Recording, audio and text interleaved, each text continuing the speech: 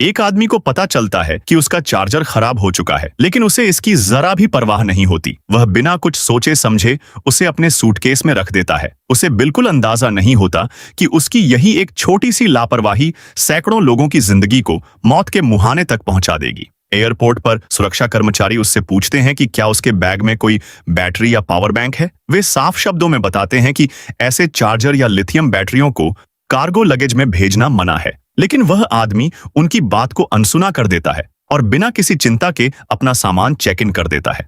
इसके बाद उसका सूटकेस एक्सरे मशीन से होकर गुजरता है और सूटकेस सीधे कार्गो होल्ड में भेज दिया जाता है। कुछ ही देर बाद विमान उड़ान भर लेता है। यात्रियों को बिल्कुल अंदाजा नहीं होता कि उनके नीचे कार्गो होल्ड में रखा वही खराब चार्जर धीरे धीरे गर्म होना शुरू हो चुका है। उधर कॉकपिट में सब कुछ सामान्य दिखाई देता है। विमान बादलों को चीरता हुआ अपनी मंजिल की ओर बढ़ रहा होता है। तभी कप्तान अपने सह पायलट से पूछता है कि आज वह इतना परेशान क्यों दिखाई दे रहा है। सह पायलट भारी मन से बताता है कि कुछ ही दिनों पहले उसके बेटे को एक लाइलाज बीमारी का पता चला है। उसकी पत्नी चाहती है कि वह परिवार के साथ समय बिताए, लेकिन वह घर जाने की बजाय लगातार उड़ानें भर रहा है। शायद उसे लगता है कि जब तक वह आसमान में रहेगा तब तक उस दर्दनाक सच्चाई का सामना नहीं करना पड़ेगा, लेकिन किस्मत उसके लिए कुछ और ही लिख चुकी होती है। उधर कार्गो होल्ड में रखा खराब चार्जर धीरे धीरे धुआं छोड़ने लगता है। कुछ ही पलों में छोटी सी चिंगारी आग का रूप ले लेती है। देखते ही देखते पूरा कार्गो कंपार्टमेंट धुएं से भर जाता है और कॉकपिट में फायर वार्निंग बज उठती है। क्रू तुरंत ऑटोमेटिक फायर सप्रेशन सिस्टम चालू कर देता है, लेकिन उन्हें पता होता है कि लिथियम बैटरी की आग साधारण आग नहीं होती। एक बार यह भड़क जाए तो इसे बुझाना बेहद मुश्किल हो जाता है। कप्तान तुरंत फैसला करता है कि विमान को नजदीकी एयरपोर्ट पर इमरजेंसी लैंडिंग करानी होगी। 2 क्रू मेंबरों को कार्गो होल्ड की स्थिति देखने भेजा जाता है, जबकि एयर ट्रैफिक कंट्रोल से संपर्क शुरू कर दिया जाता है। उधर यात्रियों को अभी तक किसी खतरे का अंदाजा नहीं होता। एक लड़की अपने सौतेले परिवार के साथ सफर कर रही होती है। लड़की उसे मजाक में कह देती है कि वे लोग विमान के अंदर बने स्विमिंग पूल में गए हैं। बच्चा उसकी बात पर विश्वास कर लेता है और पूल ढूंढने निकल पड़ता है। उधर लड़की विमान के पिछले हिस्से में पहुंचती है, जहां उसे कोई स्विमिंग पूल तो नहीं मिलता, लेकिन एक यात्री वीडियो गेम खेलता दिखाई देता है। वह कुछ देर उसके साथ बैठ जाती है। इसी बीच कार्गो होल्ड में आग तेजी से फैलने लगती है। आग इतनी भयानक हो चुकी होती है कि सामान को बांधकर रखने वाली धातु की बेल्टें भी पिघलने लगती हैं। अचानक एक जोरदार धमाका होता है। कार्गो होल्ड का पूरा हिस्सा फट जाता है और विमान की बॉडी में एक विशाल छेद बन जाता है। कुछ ही सेकंड में केबिन का एयर प्रेशर खत्म होने लगता है। तेज हवा तूफान की तरह अंदर घुसती है। सूटकेस, बैग और हर हल्की चीज हवा में उड़ने लगती है। जो यात्री सीट बेल्ट लगाए बैठे होते हैं वे किसी तरह अपनी जगह टिके रहते हैं, लेकिन जिसने बेल्ट नहीं लगाई होती वह हवा के तेज बहाव में उछल जाता है। पूरे विमान में अफरा तफरी मच जाती है। ऊपर से ऑक्सीजन मास्क अपने आप नीचे गिरने लगते हैं। लोग चीखते हुए उन्हें पहनने की कोशिश करते हैं। कई यात्री डर के मारे बेहोश हो जाते हैं। कप्तान तुरंत विमान की ऊंचाई कम करता है ताकि यात्रियों को सांस लेने में दिक्कत न हो, लेकिन इससे विमान के अंदर रखा सामान तेजी से नीचे गिरने लगता है और कई लोग घायल हो जाते हैं। कुछ देर के लिए ऐसा लगता है कि स्थिति नियंत्रण में आ गई है, लेकिन तभी एक और भयानक हादसा होता है। कार्गो होल्ड का टूटा हुआ हिस्सा पूरी तरह टूटकर अलग हो जाता है। अब विमान के अंदर बना विशाल छेद मौत का दरवाजा बन चुका होता है। छेद के बिल्कुल पास बैठे यात्री अपनी सीटों समेत बाहर खींचने लगते हैं। सीटों के बोल्ट एक एक करके उखड़ने लगते हैं। लोग अपनी आंखों के सामने यात्रियों को आसमान में गायब होते देखते रहते हैं, लेकिन कोई कुछ नहीं कर पाता। कॉकपिट में कप्तान और सह पायलट समझ जाते हैं कि अब विमान को एयरपोर्ट तक पहुंचाना लगभग नामुमकिन है। उनके सामने केवल एक ही रास्ता बचता है, समुद्र में इमरजेंसी लैंडिंग। कुछ ही सेकंड बाद विमान समुद्र की सतह से जोरदार टक्कर खा जाता है। शुरुआत में ऐसा लगता है कि पायलट ने विमान को सफलतापूर्वक पानी पर उतार लिया है, लेकिन अगले ही पल नीचे मौजूद विशाल कोरल रीफ पूरे विमान को चीरकर रख देती है। भयानक टक्कर के साथ विमान 3 बड़े टुकड़ों में बिखर जाता है। कई यात्री अपनी सीटों के नीचे दबकर वहीं दम तोड़ देते हैं, जबकि बाकी लोग समुद्र के तेज बहाव में बहने लगते हैं। चारों तरफ सिर्फ जलता हुआ मलबा, तैरते हुए सूटकेस और लाशें ही दिखाई दे रही होती हैं। लेकिन असली डर अब शुरू होने वाला था। कॉकपिट के अंदर सह पायलट किसी तरह होश में आता है। सामने कप्तान बुरी तरह फंसा हुआ होता है। उसके पैरों पर भारी धातु का हिस्सा गिर चुका है और बाहर निकलना लगभग असंभव है। ऊपर से कॉकपिट का शीशा टूट चुका है, जिससे समुद्र का पानी लगातार अंदर भर रहा होता है। तभी एयर होस्टेस पेनी और छोटी लड़की जूली किसी तरह वहां पहुंचती है। वे दोनों कप्तान को बचाने की पूरी कोशिश करती हैं, लेकिन कप्तान समझ चुका होता है कि अब उसका बचना नामुमकिन है। वह सह पायलट से कहता है, मेरे लिए समय मत बर्बाद करो, जितने लोग जिंदा हैं उन्हें बचाओ। भारी दिल से सह पायलट कप्तान को वहीं छोड़ देता है और बाकी यात्रियों की तलाश में निकल पड़ता है। उधर विमान का पिछला हिस्सा एक विशाल कोरल रीफ में फंसा हुआ होता है। पूरे विमान में से 20 से भी कम लोग जिंदा बच पाए हैं। इसी दौरान एक युवक अपनी गर्लफ्रेंड को पागलों की तरह ढूंढ रहा होता है। उसे लगता है कि शायद वह किसी मलबे के नीचे फंसी होगी। तभी अचानक पानी के अंदर से कोई चीज उसका पैर पकड़कर नीचे खींच लेती है। वह पूरी ताकत से ऊपर निकल आता है। जब वह अपने पैर की तरफ देखता है तो उसकी रूह कांप जाती है। उसकी टांग पर बड़े बड़े दांतों के गहरे निशान बने होते हैं। उसे तुरंत समझ आ जाता है, समुद्र में वे अकेले नहीं हैं, यहाँ शार्क भी मौजूद हैं। दूसरी तरफ विमान का पिछला हिस्सा पूरी तरह पानी में डूब चुका होता है।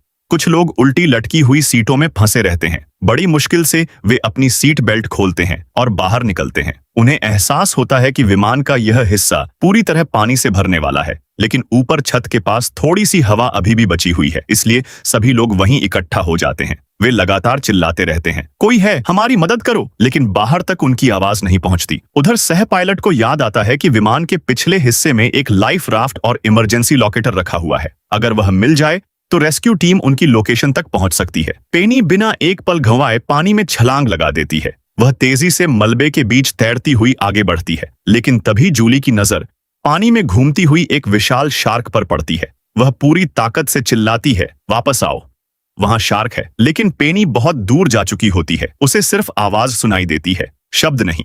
उसे लगता है कि लोग उसका हौसला बढ़ा रहे हैं और वह आगे बढ़ती रहती है। दूसरी तरफ कुछ बचे हुए यात्री कोरल रीफ के ऊपर खड़े होकर मदद का इंतजार कर रहे होते हैं। एक आदमी उन्हें चेतावनी देता है कि अगर सब लोग एक ही जगह खड़े रहे तो कोरल टूट सकता है, लेकिन कोई उसकी बात नहीं सुनता। कुछ ही पल बाद जोरदार कंपन होता है। पूरा कोरल दरकने लगता है। घबराकर सभी लोग अलग अलग दिशाओं में भागते हैं और किसी तरह खुद को संभाल लेते हैं। उधर विमान के अंदर फंसे लोगों की हालत लगातार खराब होती जा रही होती है। ऑक्सीजन तेजी से खत्म हो रही होती है। मैट फैसला करता है कि अगर वे यहीं बैठे रहे तो दम घुटने से मर जाएंगे। वह गहरी सांस लेकर पानी के अंदर गोता लगाता है और टूटे हुए हिस्से से बाहर निकलने की कोशिश करता है।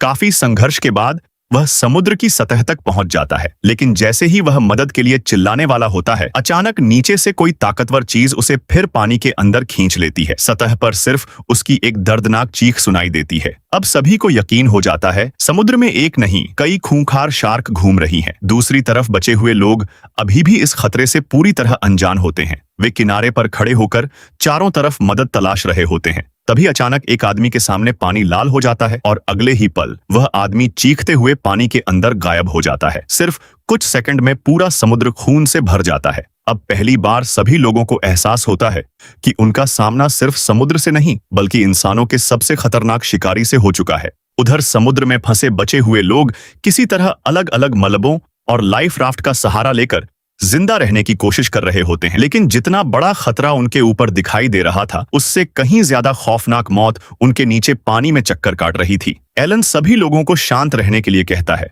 वह समझाता है कि अगर सब घबरा गए तो कोई भी जिंदा नहीं बचेगा। उसके कहने पर सभी लोग अलग अलग दिशा में जाकर कोई ऐसा सामान ढूंढने लगते हैं जिससे मदद मंगाई जा सके। कुछ ही देर बाद उन्हें एक इमरजेंसी लोकेटर मिल जाता है। अब सभी को उम्मीद बंध जाती है कि जल्द ही रेस्क्यू टीम उनकी लोकेशन तक पहुंच जाएगी, लेकिन मुसीबत के समय इंसान का असली चेहरा सामने आता है।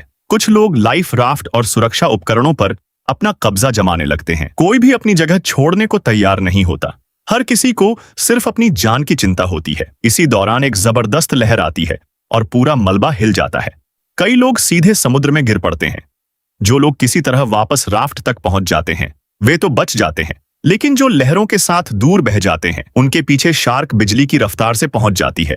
समुद्र में एक के बाद एक चीखें गूंजने लगती हैं। खून पूरे पानी में फैल जाता है और शार्क और भी ज्यादा हिंसक हो जाती है। दूसरी तरफ विमान के अंदर फंसे कुछ लोग अब भी बाहर निकलने की कोशिश कर रहे होते हैं। पानी लगातार ऊपर चढ़ रहा होता है और ऑक्सीजन लगभग खत्म हो चुकी होती है। दो लोग किसी तरह लाइफ जैकेट पहनकर बाहर निकलते हैं। उन्हें सामने एक बंद लाइफ राफ्ट दिखाई देती है। दोनों पूरी ताकत लगाकर उसे खोलते हैं और जैसे ही उस पर चढ़ने वाले होते हैं अचानक नीचे से एक विशाल शार्क हमला कर देती है। एक ही वार में वह महिला बुरी तरह घायल हो जाती है। फिर भी वह अपने साथी को पहले राफ्ट पर चढ़ाती है, लेकिन खुद ज्यादा देर तक होश में नहीं रह पाती। उसकी टांग से लगातार खून बहता रहता है और कुछ ही पलों में वह बेहोश हो जाती है। अब हर तरफ सिर्फ मौत का सन्नाटा था। समुद्र के बीचों बीच फंसे लोग आसमान की तरफ उम्मीद भरी नजरों से देख रहे होते हैं। तभी दूर से एक विमान की आवाज सुनाई देती है। सभी लोग खुशी से चिल्लाने लगते हैं। वे हाथ हिलाते हैं, मदद के लिए पुकारते हैं, लेकिन विमान उन्हें देख ही नहीं पाता और आगे निकल जाता है। एक बार फिर सबकी उम्मीद टूट जाती है। रात हो जाती है। चारों तरफ घना अंधेरा छा जाता है।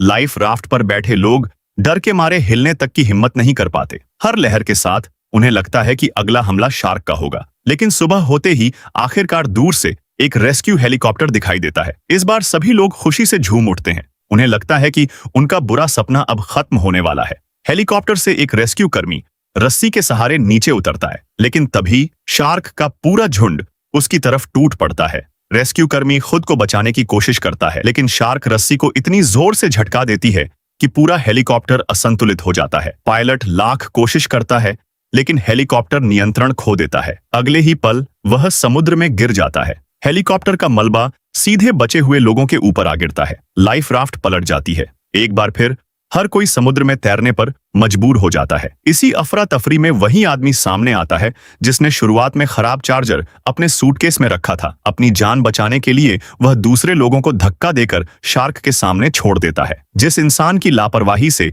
यह पूरा हादसा शुरू हुआ था, अब वही अपनी जान बचाने के लिए दूसरों की बलि देने लगा था। लेकिन किस्मत उसके साथ भी वही करती है जिसका वह हकदार था। कुछ ही देर बाद शार्क उसी पर टूट पड़ती है। जिस मौत को उसने सैकड़ों लोगों तक पहुंचाया था, आखिरकार वही मौत उसे भी निगल जाती है। उधर दूर एक मछली पकड़ने वाली नाव इस पूरे हादसे को देख लेती है। नाव का कप्तान समझ जाता है कि आसपास खतरनाक चट्टानें हैं, इसलिए वह सीधे पास नहीं आता। वह दूर से ही लोगों को सुरक्षित दिशा में आने का इशारा करता है। इसी बीच सह पायलट को पता चलता है कि छोटी जूली कहीं दिखाई नहीं दे रही। इस बार वह बिना एक पल सोचे समुद्र में छलांग लगा देता है। वही इंसान जो अपने बीमार बेटे का सामना करने से डरता था, आज एक अनजान बच्ची की जान बचाने के लिए मौत से लड़ रहा था। आखिरकार वह जूली तक पहुंच जाता है। उसे लाइफ जैकेट पहनाकर अपनी बेल्ट से खुद से बांध लेता है और दोनों धीरे धीरे नाव की तरफ तैरने लगते हैं। रास्ते में एक बार फिर शार्क उनका पीछा करती है। तभी रेस्क्यू टीम समुद्र में मछलियां फेंक देती है। खून की तेज गंध पाकर सारी शार्क दूसरी दिशा में चली जाती है। आखिरकार दोनों सुरक्षित नाव तक पहुंच जाते हैं। बाद में जूली को याद आता है कि उसकी मां ने उसके छोटे भाई के कपड़ों में एक ट्रैकिंग चिप लगा रखी थी। मोबाइल से उसका सिग्नल खोजा जाता है। कुछ देर बाद रेस्क्यू टीम समुद्र में तैरती एक और लाइफ राफ्ट तक पहुंच जाती है, जहां उसका छोटा भाई जिंदा मिल जाता है। इतनी बड़ी त्रासदी के बाद जूली को अपना परिवार वापस मिल जाता है। वहीं सह पायलट भी समझ जाता है कि जिंदगी से भागना कभी किसी समस्या का हल नहीं होता। जो इंसान अपने परिवार का सामना करने से डरता था, अब वही घर लौटने का फैसला करता है, क्योंकि असली बहादुरी डर से भागने में नहीं बल्कि उसका सामना करने में होती है। यहीं पर डीप वाटर की कहानी खत्म होती है। यह फिल्म सिर्फ समुद्र की गहराइयों की कहानी नहीं है, बल्कि इंसान के दिल में छिप। दोस्तों, please like and subscribe. Now comment for next movie.